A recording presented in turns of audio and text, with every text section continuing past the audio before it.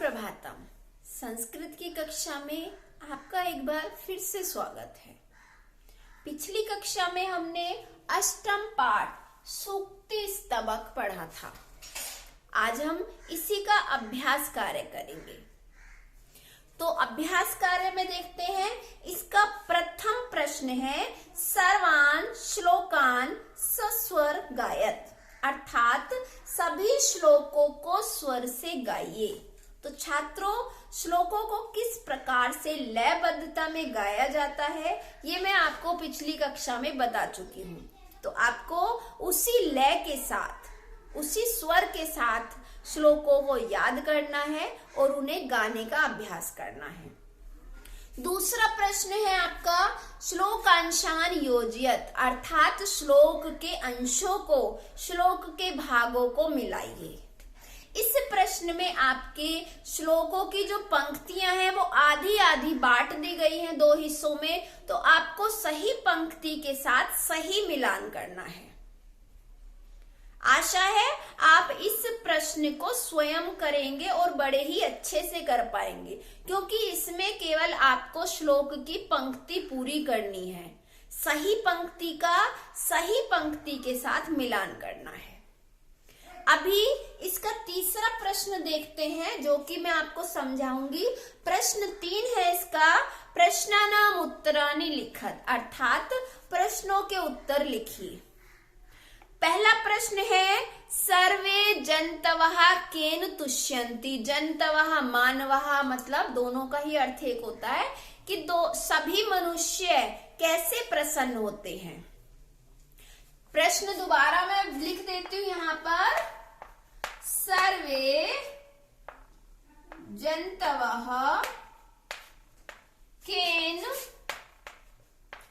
तुष्यन्ति।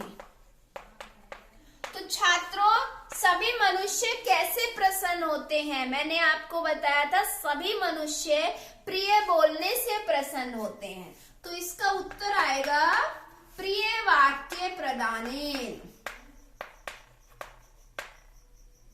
प्रिय वाक्य प्रदानेन, अर्थात प्रिय वाक्य बोलने से सभी मनुष्य प्रसन्न हो जाते हैं। दूसरा इसका प्रश्न 2 है पिक काकयो भेदः कदा भवति। पिक काकयो अर्थात कोयल और कोए में भेद कब होता है? तो इसका उत्तर आप सभी जानते ही होंगे। पिक काकयो भेदः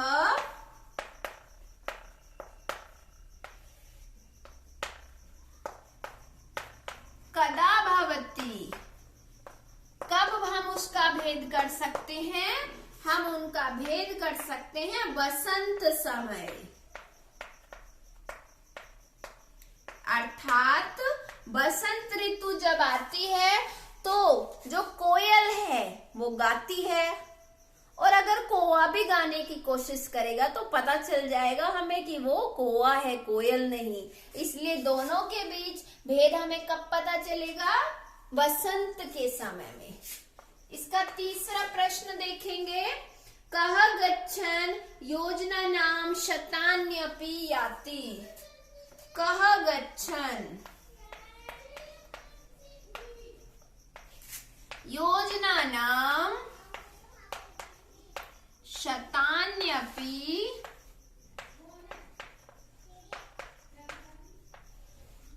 याति। कौन जाती हुई 100 कोसों तक भी चली जाती है? तो इसका उत्तर हम लिखेंगे पिपीलिकः।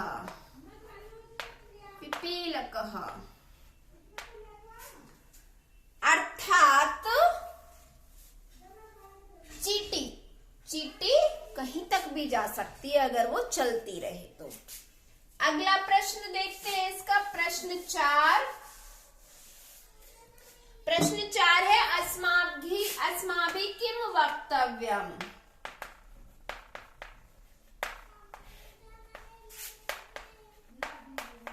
अस्माभिः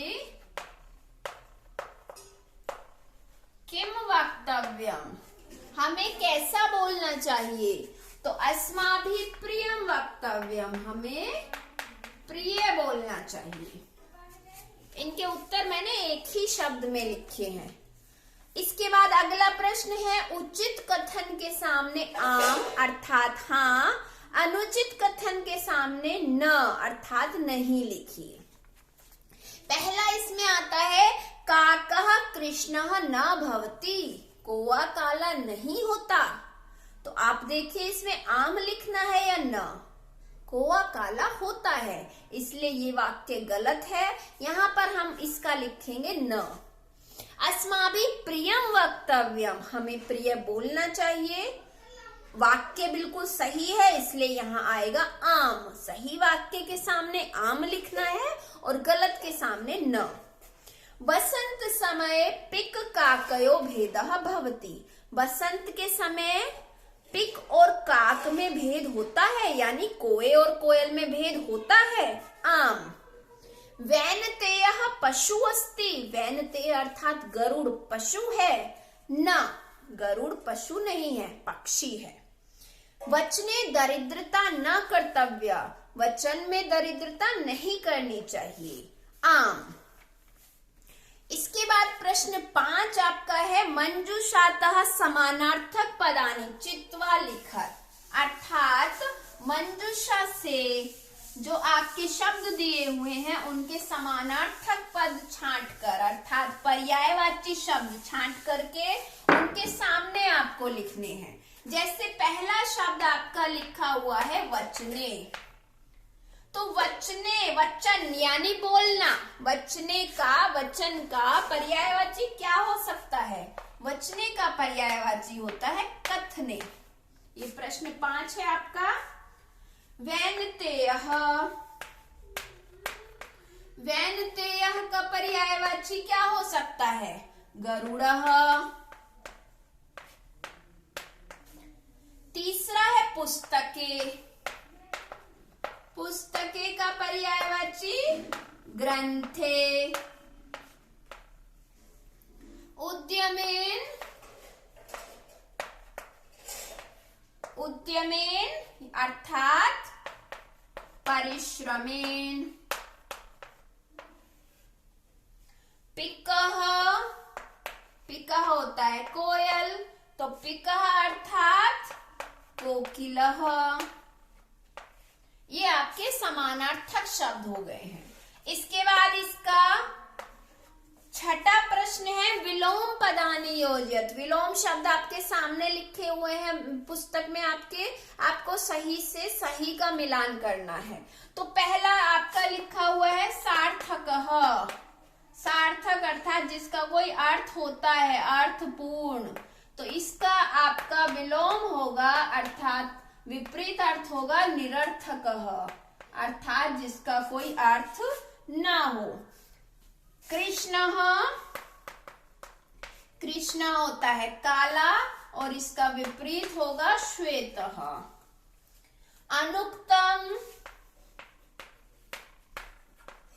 अनुक्तम जो कहा नहीं गया और उक्तम जो कहा जा चुका है। अनुक्तम उक्तम। गच्छति, गच्छति अर्थात जाता है और आगच्छति अर्थात आता है। आ लगा दिया है केवल हमने इसमें शुरू में। जागृतस्य, जागृतस्य अर्थात जागे हुए के और सुप्तस्य अर्थात सोए हुए के।